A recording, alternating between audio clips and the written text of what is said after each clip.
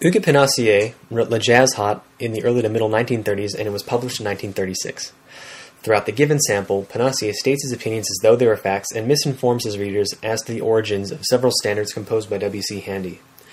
However, this writing does have some fine points in it as well. This is one of the earliest attempts at jazz scholarship and criticism, and as such, it does a good job of distinguishing the differences between classical music and the different kinds of jazz according to the author. One such helpful example, open quote, "Hot jazz differs more from classical music than does straight jazz because of its intonations and its special melodic style," close quote.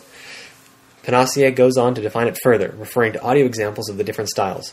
This must have helped the new jazz listener during the period to understand how the musics were similar and how they were different. He also mentions that hot jazz is no more authentic than straight jazz just because it is more different than classical music. Overall, despite his liberal treatment of facts and sources, this is an early step in the right direction to educate and interest people in jazz who would have otherwise not taken interest in the emerging music. Ramsey and Smith's entry in Jazzmen entitled New Orleans Music describes the formation of jazz and its origins in marching and street music of the 19th century. Despite the depth in which this article speaks of the origins of pre-jazz, and even the quotations, there is still some distance a work of this caliber must travel in order to be considered in the same category as modern jazz scholarship. We see first-hand accounts out of newspaper articles such as the New York World. However, there is no citation referencing when the article was published, in what issue, or even who authored the article. It is in this sense that even though this is an honest attempt at describing pre-jazz origins in New Orleans, there might still be some ornamentation in the facts.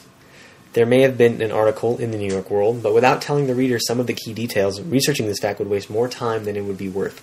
However, this sampling of jazz scholarship is a bit further, quote-unquote, down the road than Pinassier's article.